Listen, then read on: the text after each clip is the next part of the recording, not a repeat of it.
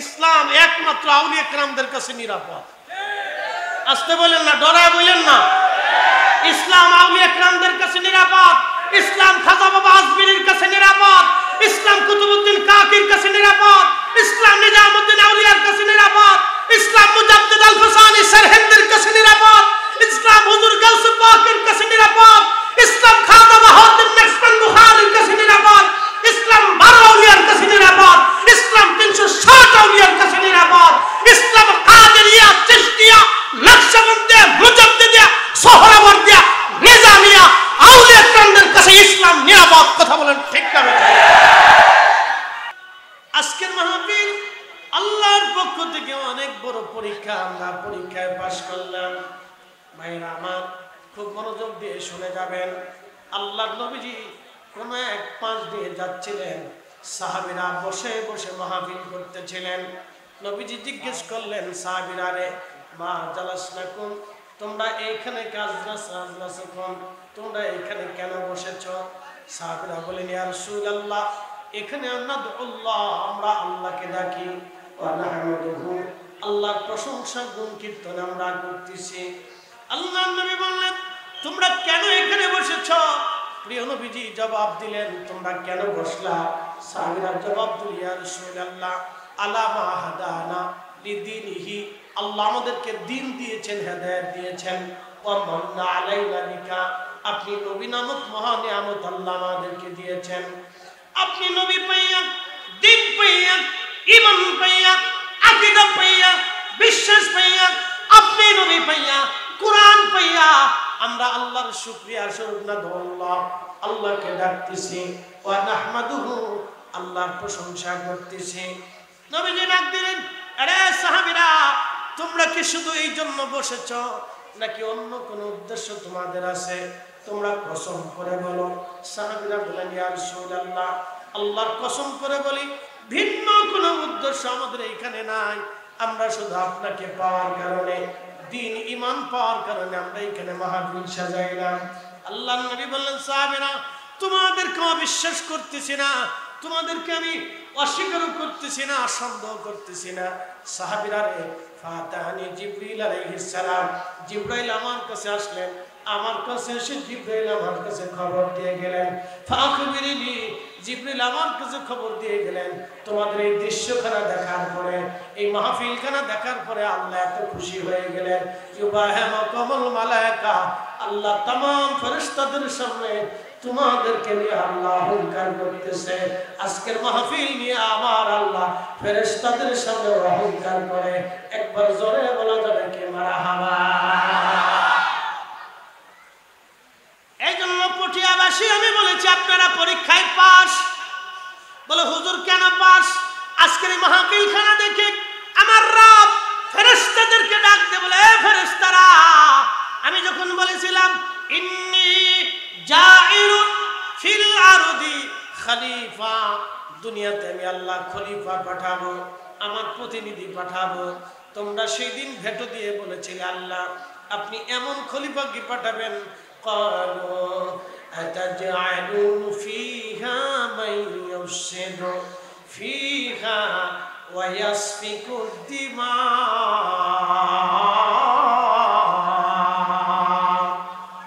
আপনি কি এমন খলিফা পাঠাবেন দুনিয়াতে যারা মারামারি করবে, কাটাকাটি করবে, যুদ্ধ করবে, রক্তপাত করবে, ফাসাদ সৃষ্টি করবে?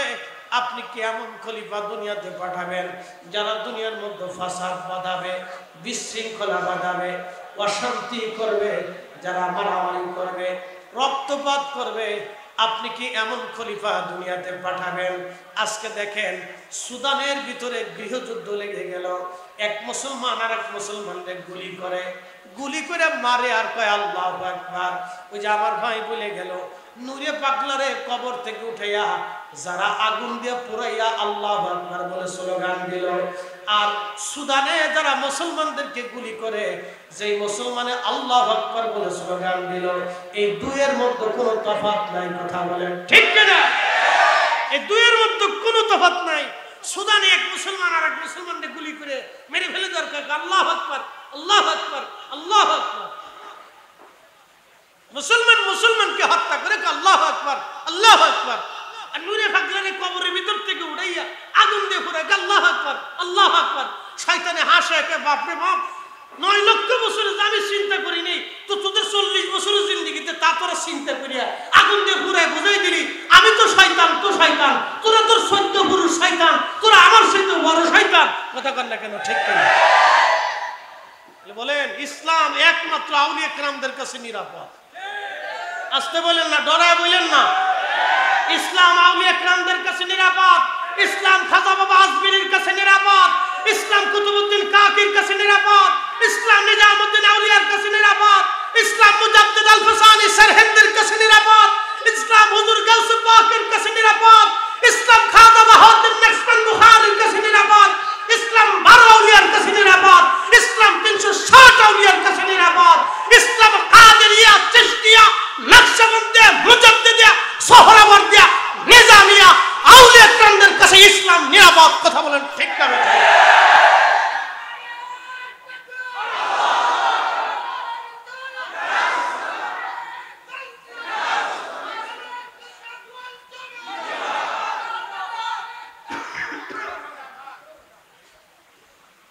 আউলিয়া কেরামের দলে আমরা আসি না নাই? ইসলাম আসলটা অলিদের কাছ থেকে শেখা যাবে। কথা বলেন ঠিক কিনা? আমরা উগ্রতা চাই না, আমরা মহব্বত চাই। কেউ যদি ভুল করে তাহলে আমরা তাকে সংশোধনের চেষ্টা করব। কি কথা বলেন ঠিক কিনা? তারে লাঠি দিয়ে পিটে সংশোধন করা যায় না। আল্লাহ রসুলের ইতিহাসে জিন্দিগিতে নাই। প্রিয় নবীজি অনেক যুদ্ধ করেছেন। শোনেন, নবীজি বদরে যুদ্ধ করেছেন, উহুদে যুদ্ধ করেছেন, খন্দকে যুদ্ধ করেছেন, হুনাইনে যুদ্ধ করেছেন, আল্লাহর নবী মক্কা বিজয় করেছেন। আপনি দেখেন তো নবী পাকের জিন্দিগিতে যতগুলি যুদ্ধ আছে, কয়টা যুদ্ধে মানুষ মারা গেছে, অথচ আমাদের দেশের এক গন্ডগোলেই মানুষ মারা যায়। ভাবলে আপনি গা শিহরে উঠবেন। আমাদের দেশে মারামারি হয়, এক গ্রুপ আর এক গ্রুপ ফিডায়, ফিডায় তো ফিডায়, কিসের জন্য ফিডায়, লাস্টে কে লেগে ফিডায়, কেন ফিডায়, কিসের জন্য মারামারি লাগে কিচ্ছু জানে না। ওই যে ব্রাহ্মণবাড়িয়াতে মারামারি লাগলো, আল্লাহ মাফ করে দিক, লুডু খেলা নিয়ে ফিডে 40 জন আহত। বুঝেন? আপনি বুঝেন তো এবার? লুডু খেলা নিয়ে ফিডে 40 জন আহত। তাহলে এরা নিজেদেরকে মুসলমান কেমনে দাবি করে? এক মুসলমান আর এক মুসলমানকে ফিডাইয়া বাড়ি ঘর ভাঙ্গিয়া আগুন দিয়ে ফুরাইয়া তারপরে এক মুসলমান আর এক মুসলমানের বাড়ি দখল করে গরু নেয়, ছাগল নেয়, আলমারি ভাঙ্গিয়া সোনা দানা টাকা পয়সা চুরি করে নেয়। ওই যে চট্টগ্রামে দেখলেন বিশ্ববিদ্যালয়ের ছেলেরা গ্রামে আক্রমণ করে নিয়ে বাড়িঘর দখল করিয়া সোনা দানা টাকা পয়সা চুরি করে নিয়ে আসছে। এ ছাতা লেখাপড়া করে কি হবে? যেই লেখাপড়া করে দেয় মানবতার শিক্ষা হয় না, যেই লেখাপড়ায় আমার ভাই নিরাপদ থাকে না, যেই লেখাপড়ায় এখনো চুরি ছাত্রামি হয়, যেই লেখাপড়ায় আমার বোন এখানে নিরাপত্তা পায় না, যেই লেখাপড়ায় একটা গরিবের নিরাপত্তা হয় না, ওই লেখাপড়া দিয়ে আমাদের রাষ্ট্রের কোনো উপকার হবে না। কথা বলেন ঠিক না? না, ওই লেখাপড়ার কোনো 4 পয়সার দাম নাই। এই যে আমি সোলা কলা, আদ্দা কলা, নেদ্দা কলা, আমি বুড়া আঙ্গুল দেখাই দিয়ে গেলাম, এই লেখাপড়ার 4 পয়সা মূল্য নাই। আমার দেশের কোনো 4 পয়সাও দাম নাই, কোনো মূল্য নাই। না হবে গরিবের উপকার, না হবে দিন মজুরের উপকার, না হবে ভিখারির উপকার, না হবে অসুস্থতার উপকার, না হবে আপনার কি বলে এই অভুক্ত লোকের উপকার, না হবে অসুস্থ লোকের উপকার। এখন বাংলাদেশের পরিস্থিতি এমন ভাবে দাঁড়াইছে যে একজন যদি চিৎকার করে মরেও যায়, তারপরে মানুষ তার পাশে যা জিজ্ঞেস করে না তুমি কেন চিৎকার করো। এইভাবে যদি চলতে থাকে তাহলে আগামীর দিন অন্ধকার আমাদের জন্য। উপস্থিতি এই জন্য ইসলাম আউলিয়া কেরামদের কাছে নিরাপদ ছিল, খাজা বাবা আজমিরির কাছে নিরাপদ ছিল। শুধু নিরাপদ না, এমন নিরাপত্তা দিয়েছিলেন সেই দিন কোনো মুসলমান ছিল না, মাদ্রাসা ছিল না, মসজিদ ছিল না, সেমিনার ছিল না, মঞ্চ ছিল না, খতমে বুখারী ছিল না, খতমে কোরআন ছিল না, আযান ছিল না, কিচ্ছু ছিল না। খাজা বাবা আজমিরি কি ওয়াজ করলেন সেই দিন, একা একা, একজন না, 2 জন না, 90 লক্ষ মানুষকে কালেমা পড়িয়েছিলেন। অতএব খাজা বাবা গাঁজা খাবা বইলা যারা ওয়াজের মঞ্চে উঠছে এই সমস্ত কথা বলবে, জুতাতে বাইরে এই সমস্ত বক্তাদেরকে মঞ্চ থেকে নামাইতে হবে। কথা ক্লিয়ার না ভেজাল আছে? একবারে পরিষ্কার, পরিষ্কার বাক্য। ইতিহাস যে জাতি ভুলে যায় সে জাতির আগামীর পথ চলা নষ্ট হয়ে যায়। যে জাতি তার ইতিহাস ভুলে ইতিহাসকে অস্বীকার করে সে জাতি আগামীর দিন অন্ধকারে নিমজ্জিত হওয়া, ইতিহাস থেকে জাতিকে শিক্ষা নিতে হওয়ার কথা বলেন, ঠিক কিনা? আমরা আমাদের ইতিহাস নষ্ট করে ফেলতেছি, ধ্বংস করে ফেলতেছি ইতিহাস। আমাদের ইতিহাস আমরা ভুলে গেছি। আমরা আউলিয়া কিরামদের ইতিহাস ভুলে গেছি, তাদের ত্যাগের কথা ভুলে গেছি। শোনেন, আল্লাহ রাব্বুল আলামিন, আমরা বুলন্দ নসিব যে আল্লাহ আমাদেরকে আহলে সুন্নাত ওয়াল জামাত উপহার দিয়েছেন। কথা বলেন, ঠিক না ঠিক? আল্লাহ তৌফিক দিকে এই পথে চলার, সকলে বলেন আমিন। বলছিলাম আজকে আমাদের জন্য পরীক্ষা, পরীক্ষায় পাস। ফেরেশতারা ডাক দিল, ইন্নী জাইলুন ফিল আরদি খলিফা। আল্লাহ বলেন দুনিয়াতে খলিফা পাঠাবো। আমরা সবাই আল্লাহর খলিফা। একসাথে বলেন, কার খলিফা? জোরে বলেন, কার খলিফা? কিন্তু মসজিদে জুতা চুরি করি। খলিফা কার? ভালো করে বুঝেন, এখনো বাংলাদেশের মসজিদ থেকে জুতা চুরি বন্ধ হয় নাই। আস্তে কনকে, জোরে বলেন, মসজিদ থেকে জুতা চুরি বন্ধ হয় নাই। তার মানে বুঝেন, যেই দেশের মসজিদ থেকে জুতা চুরি হয় সে দেশের একবারে ব্যাংক থেকে নিম্ন পর্যন্ত, পেন পর্যন্ত কত জায়গাতে চুরি হয় তার কোনো হিসাব কিতাব নাই। বুঝতে পারছেন? মসজিদ থেকে জুতা চুরি হয়। প্রিয় উপস্থিতি হাজিরিন, আমরা আল্লাহর খলিফা। আশ্চর্য হলো, কথাগুলি সত্য, আপনারা শুনে যাবেন। আমরা খলিফা আল্লাহর।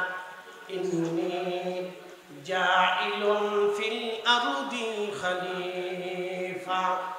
আমরা আল্লাহর খলিফা, আমরা রবের খলিফা, আল্লাহর খলিফা। আদর করে আল্লাহ আমাদেরকে সৃষ্টি করলেন। রব্বুল আলামিন অনেক আদর করে আমাদেরকে বানাইলেন। আমাদের মতো এত আদর করে আমার রব, আমার আল্লাহ কোন জাতি সৃষ্টি করেন নাই। যতটা আদর আল্লাহ আমাদেরকে করে সৃষ্টি করেছেন, কোন জাতিকে আল্লাহ বানান নাই। জিনদের ব্যাপারে আল্লাহ খলিফা বলেন নাই, ফেরেশতাদের ব্যাপারে আল্লাহ খলিফা বলেন নাই, কিন্তু মানবের ব্যাপারে আল্লাহ বলেছেন, ইন্নী জাইলুন ফিল আরদি খলিফা। আমাদের দেশের বহু হাজিরা হজে চলে যায়। হজে যাওয়ার পরে আরাফাতের ময়দানে যায়। আরাফাতে অবস্থান করার পরে মাগরিবের সূর্য ডুবার পরে আরাফাত থেকে মাগরিবের নামাজ না পড়ে হাজিরা মুজদালিফার দিকে রওনা হয়ে যায়। মুজদালিফার দিকে রওনা হয়ে যাওয়ার পরে হেঁটে হেঁটে হাজিরা আরাফাত থেকে মুজদালিফা আসেন। মুজদালিফায় বিশ্রাম করেন। এশা এবং মাগরিব একসাথে নামাজ পড়েন। উঠে ওযু করে আবার ফজরের নামাজ পড়ে হাজিরা রওনা করে হাঁটতে শুরু করে। হেঁটে হেঁটে মুজদালিফা থেকে হাজিরা মিনার পাশ দিয়ে জমারাতে শয়তানকে পাথর মারার জন্য হেঁটে হেঁটে আসে। শয়তানকে পাথর মারার জন্য হাজিরা হেঁটে আসে। শয়তানকে যখন হাজিরা পাথর মারার জন্য আসে, ঠিক তখন শয়তান দূরে দাঁড়ায় দাঁড়ায় শয়তান দেখে হাজিরা পাথর মারার জন্য জমারাতে যায় শয়তানকে পাথর মারার জন্য। ঠিক শয়তান তখন দূরে দাঁড়ায় দাঁড়ায় দেখে আমাকে কে কে পাথর মারার জন্য আসে। তখন শয়তান দেখে এক হাজি আমারে পাথর মারার জন্য আসে। এই হাজি সুদ খায়, সুদে হাজি। বুঝেন, সারা জীবন সুদ খেয়ে হাজি গেছে শয়তানরে পাথর মারার জন্য। দূরে দাঁড়ায় শয়তান হাসে, কয় বাপরে বাপ, তুই শয়তান, আমি শয়তানরে পাথর মারার লেগে আইছ। তুই সুদ খাস, তুই শয়তান, বড় শয়তান, তুই আমার এই সব পাথর মারার লেগে। শয়তান হাসে, কয় বাপরে বাপ, আমি 9 লক্ষ বছরের সিটারি করি নাই, আর হেতার 60 বছরের জীবনে যত বড় সিটারি করছে। ও সুদ করে হাজি আমার এইছে পাথর মারার লেগে, ও ঘুষ করে হাজি আমার এইছে পাথর মারার লেগে। শয়তান হাসে, কয় বাপ, তোর মতো সিটার আমি দুনিয়াতে আর দেখি নাই। কি কথা কন, জোরে বলে। শয়তান হাসে, কয় সুদে হাজি আমার পাথর মারতে আইছে, ঘুষি হাজি আমার পাথর মারতে আইছে। ও বনের জমি বুঝাই দিছে না, এখনো অন্যের জমি মাইরে খাইতেছে, ও আমার এইছে পাথর মারার লেগে। শয়তান হাসে, কবাব, তুই কত বড় সিটার রে, তুই হলে বড় শয়তান, তুই আইছিস আমার পাথর মারার লেগে। এবার বুঝেন কোন শয়তানরে পাথর মারতে হবে। আমরা শুধু যাইয়া হজ থেকে চলে আসি, ওই খাম্বার গুরাত যাইয়া পাথর মেরে মনে করছি শয়তানকে খুব মারা মারছি। আসলে মূলত আমাদের নফস শয়তানকে আগে পাথর মারার দরকার। কথা কন না, ঠিক কিনা? আমাদের নফস শয়তানকে আগে পাথর মারতে হবে। কুল আউযু বিরাব্বিন নাস মালিকিন নাস ইলাহিন নাস মিন শাররিল ওয়াসওয়াসিল খান্নাস আল্লাযী ইউওয়াসবিসু ফি সুদুরিন নাস মিনাল জিন্নাতি ওয়ান নাস। আমাদের অন্তরের ভিতরে যে শয়তানি ধোঁকা দেয়, খান্নাস, এই শয়তান থেকে পাথর মারার দরকার। আগে যদি আমরা একে পাথর মারতে পারতাম তাহলে আমার দেশের কোনো ক্ষুধার্ত থাকতো না, আমার দেশের কোনো ভিখারি থাকতো না, আমার দেশের কোনো অভাবী থাকতো না, আমার দেশের কোনো অসুস্থ থাকতো না, আমাদের দেশের কোনো এই যে মামলা হামলা আমাদের দেশে থাকতো না। আমরা যদি নফস শয়তানকে পাথর মারতে পারতাম তাহলে আজকে ওই দিনাজপুরের ভাগারে একজন ক্ষুধার্ত পাগল না খেয়ে আজকে মারা যেত না। কথা বলেন ঠিক কিনা? দিনাজপুরে ভাগারে এক অসুস্থ পাগল ক্ষুধার্ত না খেয়ে মরে গেল। শোনেন, কিয়ামতের ময়দানে এই পাগল আল্লাহর দরবারে ফয়সালা টানবে, রব 18 কোটি মানুষের ভিতরে আমি খাবার পাইনি, আল্লাহ 18 কোটি মানুষ আমাকে খাইতে দেয় নাই, আমি ক্ষুধার্ত অবস্থায় মারা গেছি, আল্লাহ 18 কোটি মানুষের কাছে আমি খাবার পাই নাই। আপনি বুঝেন আমরা কতটা এখনো নিম্নতার ভিতরে আছি। এই যে সভা হয়, সেমিনার হয়, ওয়াজ হয়, জুমার দিনে ইমাম সাহেবরা ওয়াজ করে, মানুষকে বুঝায়, তারপরে মানুষের কোনো পরিবর্তন হয় না, চেঞ্জ হয় না, মানুষ এখনো বুঝে না। আল্লাহ রাব্বুল আলামিন এই জাতিকে বুঝার তৌফিক নসিব করুন, সকলে বলেন আমিন। আমরা এখনো বুঝি না যে আমরা মানুষই হতে পারি না। মানুষ হইয়া ভবেতে আসিয়া মানুষের করিলাম কি, আমি নবী না মানিলাম কি যে ভুল করিলাম, আমি নবী না মানিলাম কি যে ভুল করিলাম, ভস্মে ঢালিলাম ঘি, মানুষ হইয়া ভবেতে আসিয়া মানুষের করিলাম কি। হযরত সাইয়েদনা মুসা আলাইহিস সালামের জামানাতে, সাইয়েদনা মুসা আলাইহিস সালামের জামানাতে বহুদিন হলো কোনো বৃষ্টি নাই।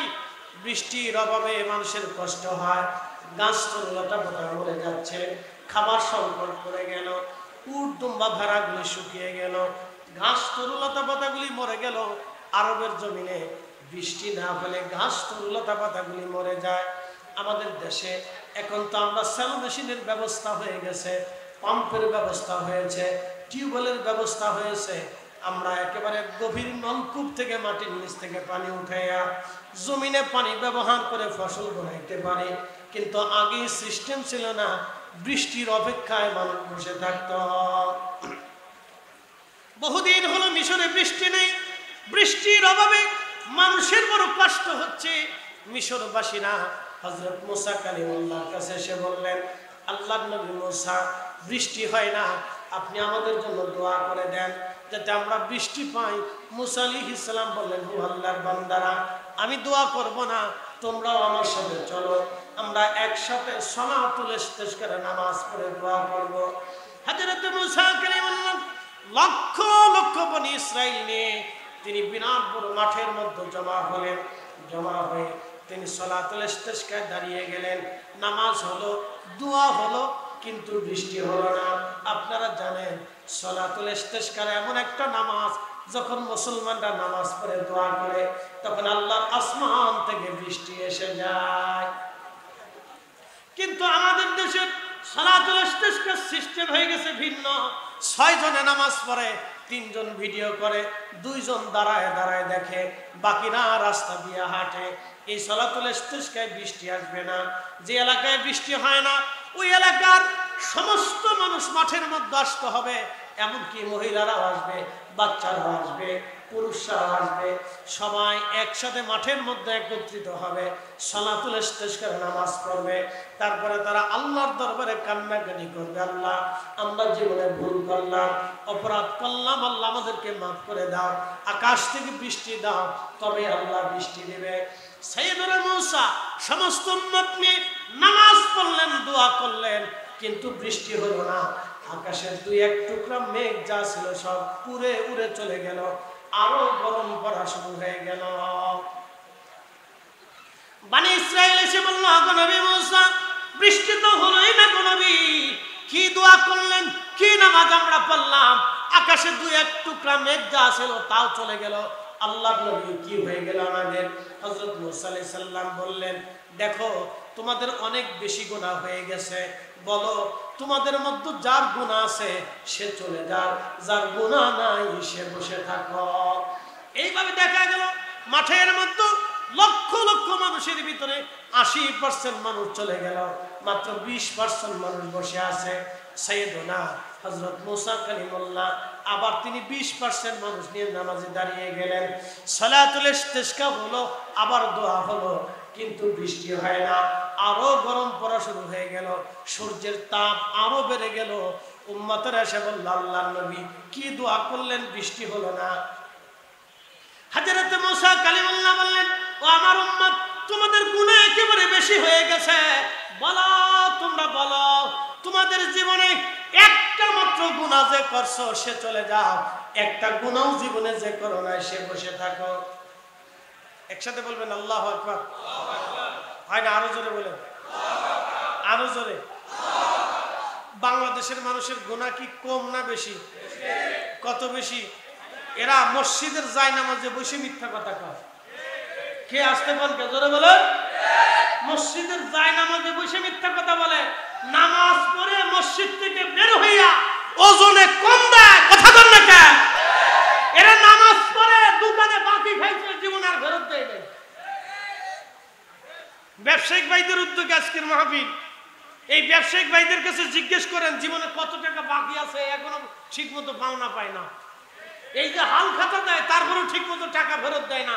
হেতে আবার নামাজের সেজদার মধ্যে পড়ে সুবহানা রব্বিল আলা দোয়া করে, আল্লাহ মাফ করে দাও।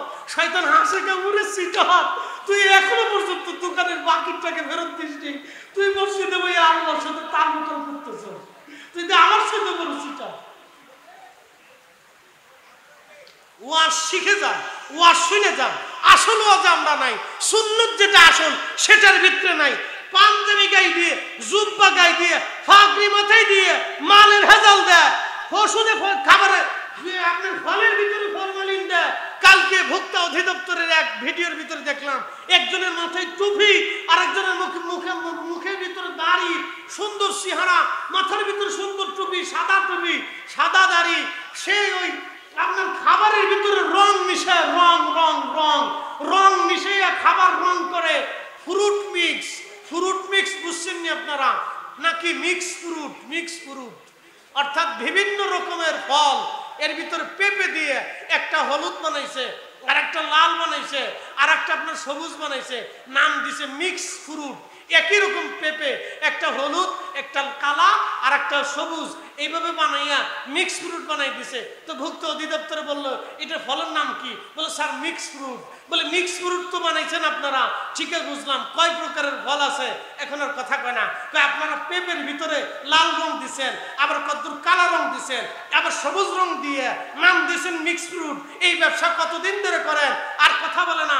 আপনারা খান, আমরা না খাবো না। বলে এই রং মিশ্রি করে আপনারা খাবারের ভিতরে যে ওষুধ বিষ প্রয়োগ করতেছেন, এই খাবার খাইয়া মানুষের ক্যান্সার হবে, এই খাবার খাইয়া কিডনি নষ্ট হবে, এই খাবার খাইয়া লিভার নষ্ট হবে, এই খাবার খাইয়া পাকস্থলী নষ্ট হবে, এই খাবার খাইয়া লাংস নষ্ট হবে, এই খাবার খাওয়ার পরে ব্রেন নষ্ট হবে, এই খাবার খাওয়ার পরে হার্ট নষ্ট হবে, এই খাবার খাওয়ার পরে রক্ত নষ্ট হবে, ব্লাড ক্যান্সার আসবে, শরীরের ক্যান্সার আসবে, পাকস্থলীতে ক্যান্সার আসবে।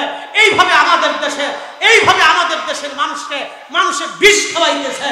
যারা খাবারের ভিতরে বিষ দেয়, যারা খাবারের ভিতরে রং দেয়, যারা খাবারের ভিতরে 2 নম্বর দেয়, ওরা শুয়োর আর কুত্তার চাইতেও নিকৃষ্ট। কথা বলেন ঠিক না বেঠিক? কিছু হাজিও আছে। কি আছে? আস্তে কোনকে জোরে বলেন, কি হাজে? হাজি। এই হাজি আবার শয়তানরে পাথর মারার লেগে যায়। শয়তানে হাসে, বাপ রে বাপ, তোর মতো সিটার আমি দুনিয়ার দেখি নাই, তুই কত বড় সিটার, তুই আমার এইসব পাথর মারার লেগে। বুঝতে পারছে? কি ওয়াজ শুনবেন? শুনে যান আজকে। আল্লাহর কসম করে বলতেছি, নামাজ ততদিন পর্যন্ত কবুল হবে না যতদিন পর্যন্ত আপনার খাবার হালাল না হবে। আস্তে কোনকে জোরে বলেন, জোরে বলেন।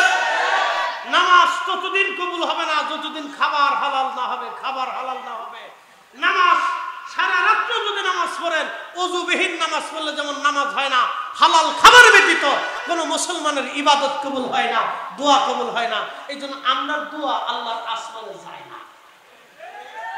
আপনি ঠিক বললেও ঠিক, না ঠিক বললেও ঠিক, যা কইছি এটাই ঠিক। আল্লাহ রাসূল যেটা বলছে এটাই ঠিক। কথা কর না কেন? ঠিক কেন? নবীজি যা বলছে এটাই ঠিক। তো মুসা আলাইহিস সালাম বললেন, জীবনে একটা গুনাহ যে করছে সে চলে যাও।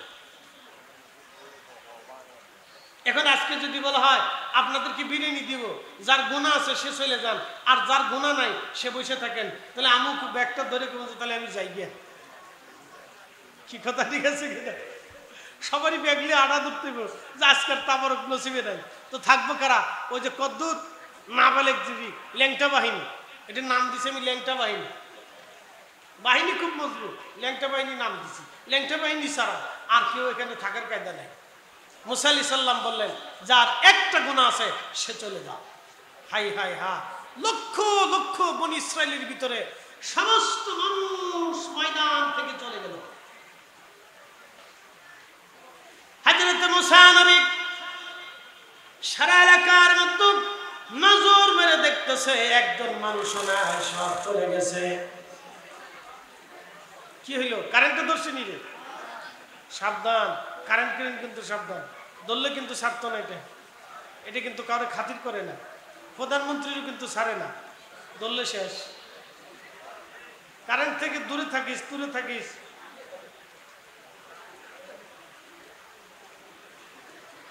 একসাথে কেন আল্লাহু আকবার। আপনারা আসেননি না? ঠান্ডা হয়ে গেছেন কেন? আর না তকবীর দেওয়া লাগবে না, দাঁড়া দাঁড়া দাঁড়া দাঁড়া।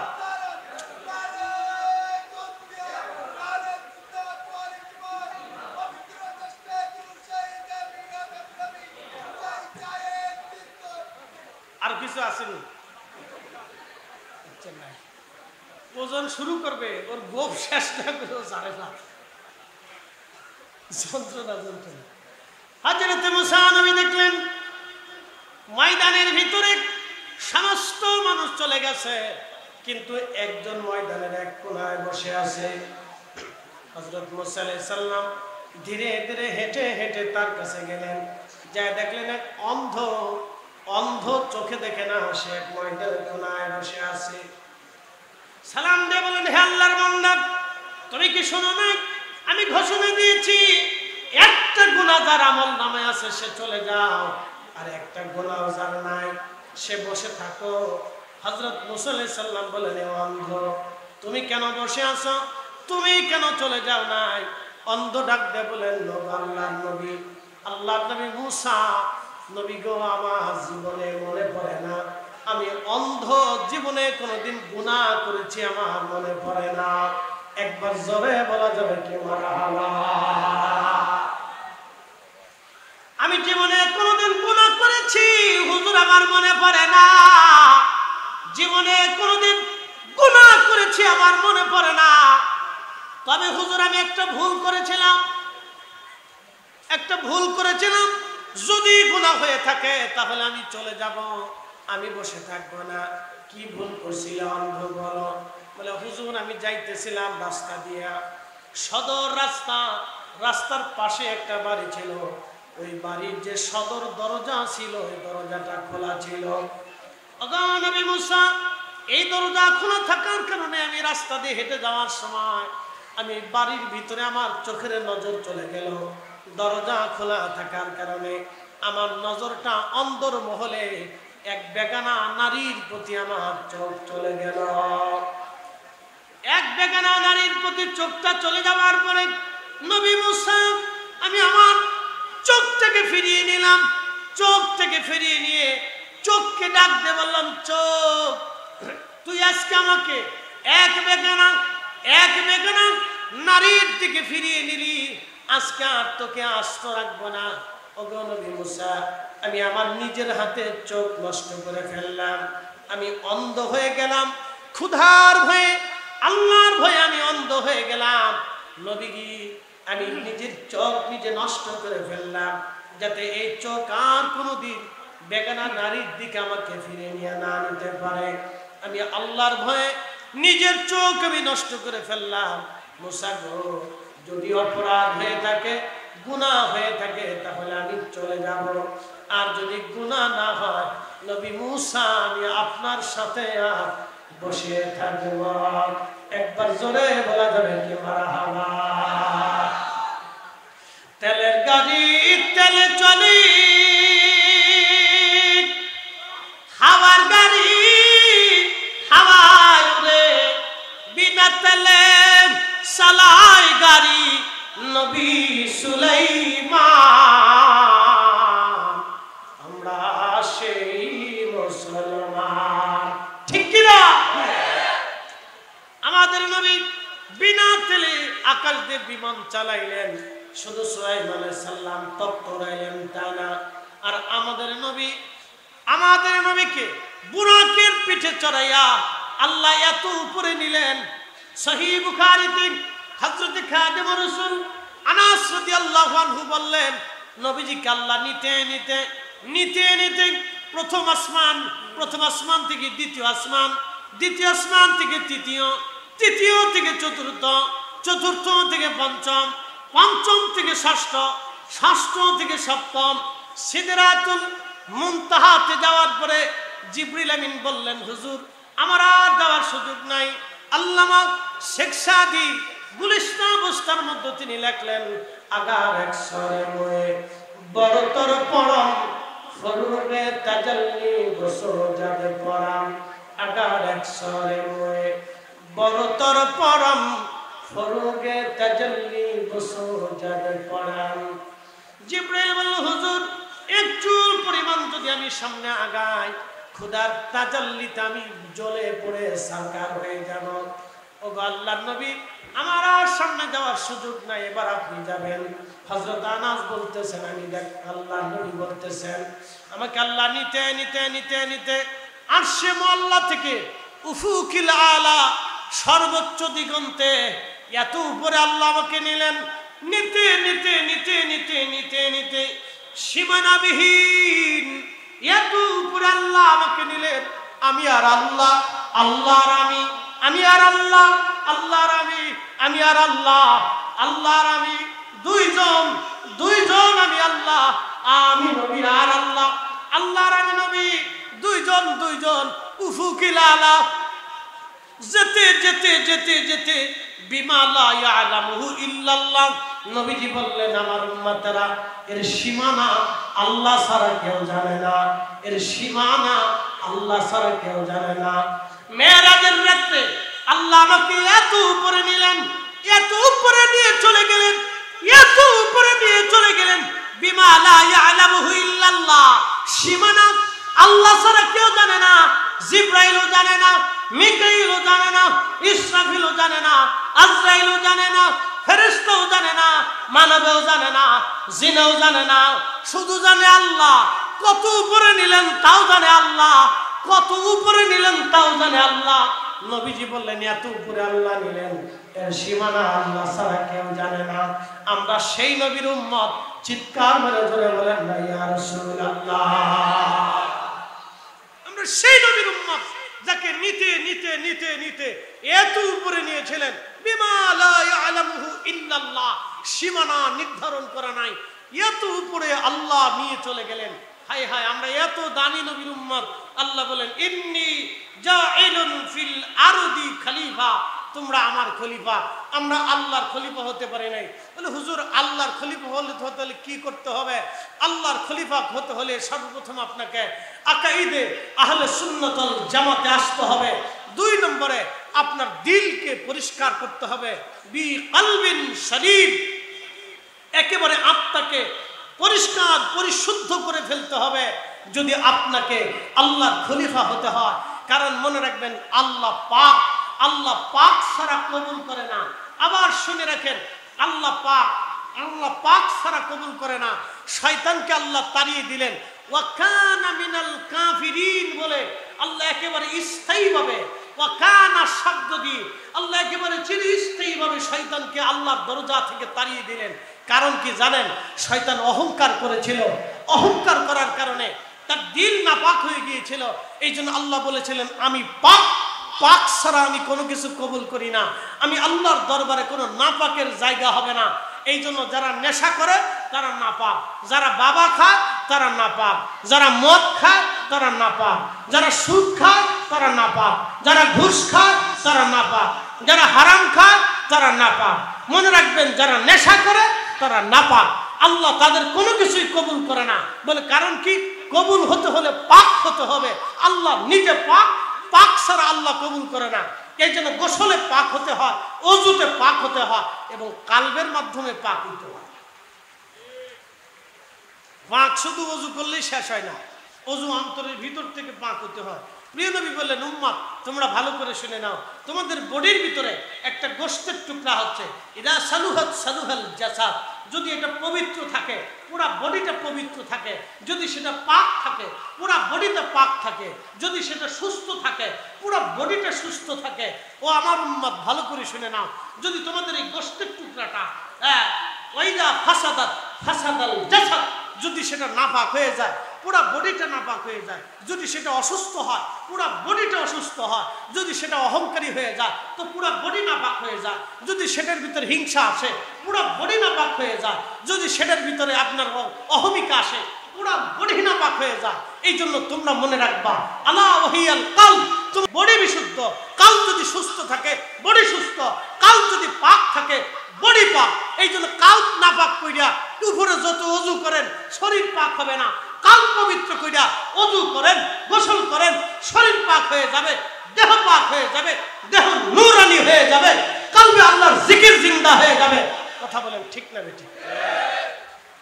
কিন্তু আমাদের দেশে অন্তর পাক আছে কয়জন? খুব কম সংখ্যক মানুষের অন্তর পাক। বলে হুজুর অন্তর না পাক হলো কেমনে? আমি আপনাদেরকে আরেকটু বুঝাই। এই আপনাদের পটিয়ার পাশের গ্রামের নাম কি? হ্যাঁ ধরেন পাশের গ্রামে চট্টগ্রাম শহর থেকে এক ভদ্রলোক আসছে, তো গ্রামের একজন জিজ্ঞেস করলো মুরব্বী আপনারা নতুন নতুন লাগে, জীবনে কোনোদিন দেখি টেকি নাই, তো এই গ্রামে কার কাছে আসছেন? বলতেছে আব্দুর রহিম সাহেবের এখানে আসছিলাম। বলে কি জন্য আসছেন? বলে আমার একটা ছেলে আছে, ওনার একটা মেয়ে আছে, তো আত্মীয়তা হওয়ার কথা, তো আমি এই জন্য দেখাশোনা করার জন্য আসছিলাম যে এরা কেমন, লোক লস্কর কেমন, ভালো আছে কিনা, আচার আচরণ কেমন, তো সেই জন্য আমি আসছিলাম। তো ভদ্রলোক বলতেছে মুরব্বী আর জায়গা পাইলেন না। বলো কারণ কি? বলতেছে এই লোক ভালো না, লোকের মাইয়া ভালো না, লোকের বউ ভালো না, লোকের সদ্য পুরুষ ভালো না, তারা লোক বেশি সুবিধার না, দিছে না বিয়ে ভাঙ্গেনি। বাংলাদেশের প্রত্যেক গ্রামে এরকম কিছু মানুষ আছে যারা বিয়ে ভাঙ্গে। কথা বল না ঠিক কিনা? শুধু কি বিয়ে ভাঙ্গে, সংসারও ভাঙ্গে। কি আসতে কনকে? সংসার ভাঙ্গে, সংসার সংসার স্বামী স্ত্রীর দ্বন্দ্ব বাড়ায় দেয়। শুনে রাখবেন যারা বিয়ে ভাঙ্গে ও জীবনে মানুষ হইতে পারে নাই, ও কুত্তার চাইতে নিকৃষ্ট। শয়তান এরে দেখলে চিন্তা করে বাপ আমার চাইতে বড় শয়তান এই শয়তান। এই জন্য দুনিয়াতে কত মানবরূপী যে শয়তান আছে তার কোনো হিসাব নেই। মানবরূপী শয়তানে সারা দুনিয়া ভরে গেছে, সারা দুনিয়া ভরে গেছে। এই জন্য মহামানবরা দুনিয়াতে আসছিলেন, নবীরা এসেছিলেন, অলিরা এসেছিলেন মানুষকে মানুষ বানানোর জন্য। কথা বলেন ঠিক না বেঠে? অলিরা এসেছিলেন মানুষকে মানুষ বানানোর জন্য, অলিরা এসেছিলেন মানুষকে মানুষ বানানোর জন্য। এই জন্য অলিদের সোহবতে অলি হইতো। এই জন্য আল্লাহ বলেন আকুনু মা'আস সাদিকিন, তোমরা আমার সাদিকদের সঙ্গী হয়ে যাও, অলিদের সঙ্গী হয়ে যাও। মুসা আলাইহিস সালাম ডাক দিলেন অন্ধরে, এ অন্ধ তুই আল্লাহর ভয়ে নিজের চোখ কানা করে ফেলছিস, অন্ধ যা তুই আজকে বস, তোর দোয়া আজকে কবুল হবে। ইমাম আবুল ফরাজ ইবনুল জৌজি 900 বছর আগে তার কিতাবের মধ্যে লিখতেছে ঠিক তখনই অন্ধ আল্লাহর দরবারে হাত বাড়িয়ে দিলেন। একসাথে বলবেন আল্লাহু আকবার। হয় না হয় না, আরো জোরে বলেন, জোরে বলেন, জোরে জোরে জোরে চিৎকার মেরে বলেন আল্লাহু আকবার। ওলিদের দোয়া কবুল হয় কি হয় না? আল্লাহ বলছেন ওয়া ইন সাআলানি লাউতিয়ান্নাহু, হাদিসে কুদসি, ওলিরা চাইতে দেরি হবে, ওয়ালা ইস্তাআদানি লাউইজান্নাহু, আমি আল্লাহ দিতে দেরি করব না। একসাথে বললেন না মারহাবা? অলিরা চাইতে দেরি হবে, আসতে দেরি হবে। যারা বলেন আসতে দেরি হবে। আমার যদি পাওয়ার থাকতো তাহলে এইখানে বসেই আমি বৃষ্টি বন্ধ করাই দিতাম, আল্লাহ আপনি এখান থেকে মেঘ সরাই নিয়ে যান। কিন্তু ভিতরে মাল নাই।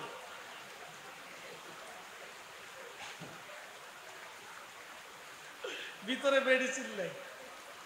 যদি পাওয়ার থাকতো তাহলে বলতাম আল্লাহ আজকের জন্য দয়া করেন এই আকাশ থেকে বৃষ্টি সরাইয়া পার্শ্ববর্তী আকাশে নিয়ে দেন। আল্লাহ এখানে মাহফিল শেষ করার পরে আপনি দিয়েন, এখন আপাতত আমার আরো সুযোগ দেন। তাহলে আমার যদি পাওয়ার থাকতো তাহলে আল্লাহ বলতো ঠিক আছে তোমার লেগে দিলাম। এই জন্য মেডিসিন নাই, পাওয়ার নাই।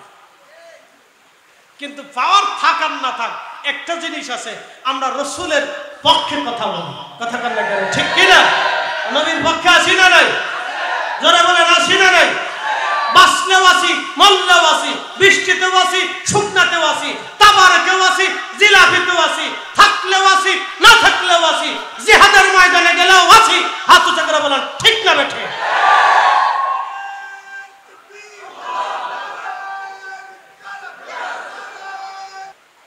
আরে ওর একটা সাথী তোর বৃষ্টিতে ভিজে কাবু হয়ে গেছে, বৃষ্টিতে ভিজে গেছে তো ঠান্ডা লাগবে রে। এই বৃষ্টি তো সিজনের বৃষ্টি না, এটা আনসিজনের বৃষ্টি। জ্বর টর আসতে পারে, রাত্রিবেলা ঘুমানোর আগে নাপা টাপা, নাপা এক্সট্রা, নাপা এক্সটেন্ড অথবা এগুলি খাইতে ঘুমাসতে বাবা, নাহলে জ্বর টর আসতে পারে। তা ওষুধ বাতলাই দিলাম।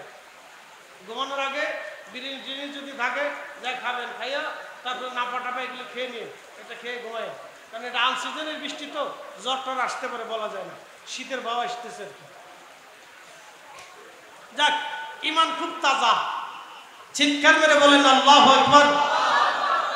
বৃষ্টিতে এত লং টাইম, রাত কত বাজে এখন জানি না, এত সময় পর্যন্ত যে দাঁড়ায় দিয়েছেন, রাত 12:15 বাজে, এই অঝোর ধারে বৃষ্টি নামতেছে, আপনারা যে দাঁড়ায় আছেন এটা ইমানের বলে বলিয়ান। কথা বলেন ঠিক কিনা? আল্লাহু আকবার। আল্লাহ কবুল করুন, জোরে বলেন আমিন। হযরত মুসা আলাইহিস সালাম অন্ধকে ডাক দিলেন, অন্ধ তুমি এবার দোয়া শুরু করে দাও। অন্ধ হাত বাড়িয়ে দিলেন। ইমাম আবুল ফারাজ ইবনুল জৌজি ডাক দিলেন, অন্ধ আল্লাহর দরবারে হাত তুলে বলে হে রব, আমি এতদিন তোমার দরবারে হাত বাড়াই নাই, আল্লাহ তুমি বৃষ্টি দাও, এক্ষুনি বৃষ্টি দাও। বৃষ্টি যদি না দাও রব্বুল আলামিন, তাহলে আমি তোমার দরজা থেকে হাত নামাবো না। আল্লাহ বহুদিন হলো তুমি বৃষ্টি দাও না, আল্লাহ এক্ষুনি বৃষ্টি দাও।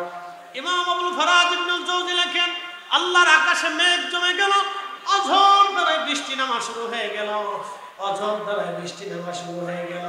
প্রচুর বৃষ্টি নামলো, এত পরিমাণে বৃষ্টি নামলো, বৃষ্টির কারণে হাঁটুর পর্যন্ত পানিতে ভরে গেল। একবার জোরে বলা যাবে কি মারহাবা। এই জন্য শোনেন, আল্লাহ যে বৃষ্টি দিছে, কেন দিছে আমরা জানি না।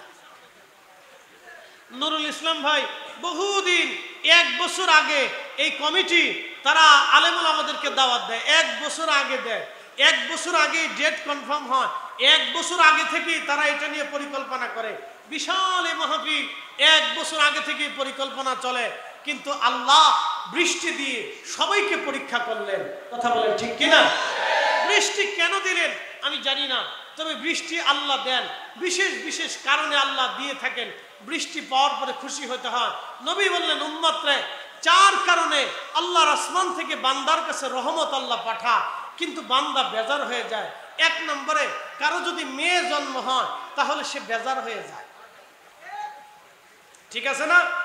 মেয়ে হইলে অনেকে বেজার হয়, একটা মেয়ে হয়েছে, তারপরে আরেকটা হয়েছে, তারপরে আরেকটা হয়েছে।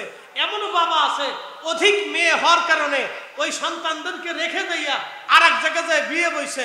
এ শোনেন, ওটা সুরের চাইতে নিকৃষ্ট, কুত্তার চাইতে নিকৃষ্ট। এইগুলির জুতা দিয়ে বাইরে সমাজ থেকে আলাদা করার দরকার। কথা বলে ঠিক কিনা? যারা সন্তান স্ত্রী রেখে দিয়ে চলে যায় পালা, ওগুলো ধরে ধরে এনে জুতা দিয়ে বাইরে সমাজে বিচার করার দরকার। ওরা নিকৃষ্ট, সুর আর কুত্তার চাইতে নিকৃষ্ট। জীবনে দেখবেন কুত্তা বাচ্চা জন্ম দেয়, 8টা বাচ্চাও কুত্তার হয়, হয় না? হয় না? এই যে সামনে শীত আসতেছে, দেখবেন কুত্তার বাচ্চা হবে, অনেক কুকুরের বাচ্চা হবে। যে এই কুকুরের যে বাচ্চা হয়, কুকুর দেখবেন বাচ্চা রাইখা, কুত্তা কিন্তু গলায় না। বাচ্চা রেখে কুকুর পালায় না। আমাদের দেশের বহু নারী আছে ছোট্ট বাচ্চা রেখা অন্য পুরুষের হাত ধরে পালায় চলে যায়, ওরাও শুয়োরের চাইতে নিকৃষ্ট, কুত্তার চাইতেও খারাপ। কথা কন না ঠিক কিনা? বহু নারী আছে ছোট বাচ্চা রেখে পরকিয়া করিয়া পর পুরুষের হাত ধরে পালাই চলে গেছে। কথা আমি যা বলতেছি একবারে কাট সাট ক্লিয়ার কথা, এগুলি জানার দরকার, বুঝার দরকার। এদের মানুষ হইতে হবে আমরা, মানুষ মানুষ। আল্লাহ আমাদেরকে সৃষ্টির শ্রেষ্ঠ বানাইছে, শ্রেষ্ঠ জাত বানিয়েছেন, কুনতুম খায়রা উম্মাহ বানিয়েছেন, সৃষ্টির শ্রেষ্ঠ বানিয়েছেন। কুকুরের যে খাসলাত থাকবে সেটা আমাদের ভিতরে থাকতে পারে না। সেই পশু প্রাণীর যে খাসলাত আছে সেই খাসলাত বদ চরিত্র আমাদের ভিতরে আসতে পারে না। আমরা শ্রেষ্ঠ মানুষ হইতে চাই রসুলের আদলে, নবীর চরিত্রে, সাহাবে কিরামের চরিত্রে, আউলিয়া কিরামের মহব্বতে আমরা মানুষ হইতে চাই। কথা বলেন ঠিক না ঠিক? আমরা সেই মানুষ হইতে হয়। ভালো করে শোনেন যে আল্লাহ বৃষ্টি কেন দিলেন আল্লাহ ভালো জানেন। আবার অনেক সময় আছে বৃষ্টির জন্য কান্নাকাটি করে বৃষ্টি হয় না, কোনো কোনো সময় কোনো কোনো বুজুর্গদের কারণে বৃষ্টি হয়। বিশ্ববিখ্যাত একজন ফকি ছিলেন, তার নাম আব্দুল্লাহ ইবনে মুবারক রাহমাতুল্লাহ আলাইহ। শুনলে আশ্চর্য হবেন, তিনি প্রথম জীবনে মদপায়ী ছিলেন, গান গাইতেন, গান গাইতেন, গান সারিন্দা বাজিয়ে গান গাইতেন। যুবক তিনি আব্দুল্লাহ ইবনে মুবারক ওই তুরস্কের এক ধনী ব্যক্তির সন্তান ছিলেন, নাতি ছিলেন। মুবারক রহমতুল্লাহ আলাইহির ছেলে ছিলেন, কিন্তু মুবারক রহমতুল্লাহ ছিলেন কৃতদাস। তিনি তুরস্কের এক ধনী ব্যক্তির কৃতদাস ছিলেন। আব্দুল্লাহ ইবনে মুবারক প্রথম জীবনে তিনি মদপায়ী ছিলেন, সারিন্দা বাজাইয়া গান গাইতেন। বাইজি বাইজি বাইজি চিনছেন আপনারা? নারীদেরকে এনে নাচাইতেন, গান গাওয়াইতেন। আমাদের দেশের ধনীরা, তাদের আদরের দুলাল ধনীরা দেখবেন ওই বিভিন্ন বার হাউস আছে, বার সেন্টার আছে, ঢাকা আছে, চট্টগ্রামে আছে, বিভিন্ন হোটেল মোটেল আছে, 5 স্টার 7 স্টার গ্যাং স্টার বহুত কিছু আছে। এর ভিতরে ঢুকলে বোঝা যায় যে হাই হাই হ্যাঁ এ কি জগৎ। এর ভিতরে বেডি নাচে, বেডি নাচায়, কোটি কোটি টাকা খরচ করে বেডি নাচাইয়া। কিন্তু আমার দেশের হাজার হাজার মানুষ ক্ষুধার্ত থাকে, আমার দেশের শত শত বৃদ্ধ টাকার অভাবে ওষুধ কিনতে পারে না, ওরা বেডি নাচাইয়া টাকা নষ্ট করে। কিন্তু গরিব মানুষের 10টা টাকা দিয়ে ওষুধ কিনে দেয় না, না দেবে না, তা দেবে না, তা দেবে না। আমাদের দেশের ধনীর টাকার অভাব নেই, হাজার হাজার কোটি কোটি টাকার মালিক। এমনও ধনী আছে নিজের যে কত টাকা আছে মাথার উপর বস্তা বাইন্ধে যদি দেওয়া হয় তাহলে মনে করেন যে 60 বছর ধরে মাথায় করে নিয়ে শেষ করতে পারবে না, এত টাকা আছে। 80,000 কোটি, 1 লক্ষ কোটি, 50,000 কোটি, 2 লক্ষ কোটি টাকার মালিক, 2 লক্ষ কোটি। বুঝতে পারতেছেন কত টাকার মালিক? হেরা টাকা দিয়ে কি করবে নিজেরাও জানে না। কিন্তু দুঃখের বিষয় আমাদের দেশে গরিব মানুষের ফ্রি চিকিৎসা করার জন্য, ফ্রি অপারেশন করার জন্য একটা হসপিটাল নাই, নাই নাই, এগুলি নাই, এগুলি নাই, এগুলি তারা সময় পায় না। তারা টাকা নিয়ে বিদেশে ঘুরে, টাইমই পায় না, সময় নেই, এগুলি ভাবার সময় নাই। এই গরিব মানুষ নিয়ে ভাবার টাইম নাই। বাপ মাহশরের ময়দান আদালত সেই দিন কায়েম হয়ে যাবে। সেদিন কত হাজি আল্লাহর আদালতে দাঁড়াবে। হাজি হজ করেছ কিসের জন্য? বলে রব তোমার সন্তুষ্টির জন্য। বলে মিথ্যা বলছ, মানুষ যাতে তোমাকে হাজি বলে সেই জন্য তুমি হজ করছিলে। যাও, আজকে আমি রবের দরবারে কোনো বেনিফিট পাবে না। ওর হাত পা বেঁধে উপুর করে করে টেনে টেনে জাহান্নামে নিয়ে চলে যাওয়া হবে। সেদিন হাজির 4 পয়সাও হজের দাম থাকবে না। বলে কারণ কি? হজ করতে যাইয়া ওই হিলটন টাওয়ারে, মক্কার ক্লোথ টাওয়ার শুনছেননি, যেটার উপরে ঘড়ি দেখবেন, ঘড়ি ওই টাওয়ারে থাকলে কত টাকা লাগে জানেন? 21 লাখ টাকা লাগে। 21 লাখ, মাত্র 21 দিন থাকবে 21 লাখ টাকা। আমি চিন্তা করি হজে যায় না পিকনিক করতে যায় আল্লাহ জানে। হজ না, এই জন্য চিন্তা করি আগে হাজিরা হজ করে আসার পরে অলি হয়ে কবরে যাইতো। এখন হাজি হজ করে আসার পরে সুদ ছাড়তে পারে না, ঘুষ ছাড়ে না, আকাম কুকাম ছাড়ে না। হ্যাঁ কথা কান না, জোরে বলে। বহু হাজি হজ করে আসার পরে চরিত্র চেঞ্জ হয় না। বলে কারণ কি জানেন? ও কলর টাওয়ারের হাজি। কি কথা কান না, ও গেছে ইয়া করার জন্য, পিকনিক করার জন্য গেছে, হজ করতে গেছে নাকি।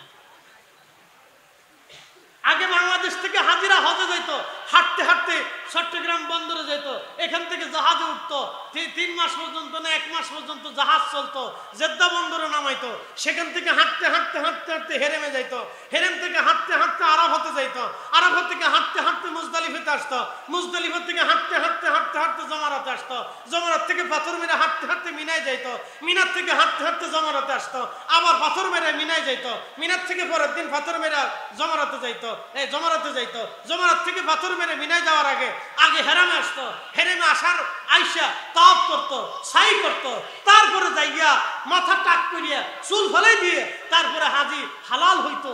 এটা ছিল হাজি। হাঁটতে হাঁটতে হাজির দিন চলে যাইতো।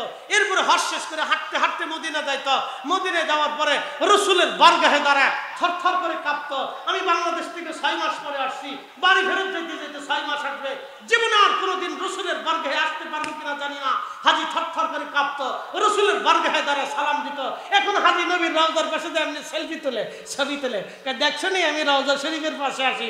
শয়তান হাসে, বাপ রে বাপ, তুই রসুলের দরবারে এসে বিয়াদবি করিস, তোর মতো শয়তান আমার চাইতো আর মনে ফেলছে।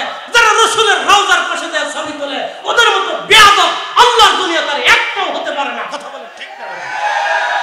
শয়তান হাজি, শয়তান হাজি কোথাকার? রসুল করিমের রওজার পাশে এমনি ছবি তুলে, দেখছো নি আমি রওজা শরীফে আসছি। শয়তান কোথাকার? এরকম বহু শয়তান দিয়ে দেশ বেরিয়ে গেছে। কিসের হজ মিয়া? হ্যাঁ, হাজি কাবা শরীফে যে জুতা পাই দিয়ে খুদার ঘর পাওয়া করে।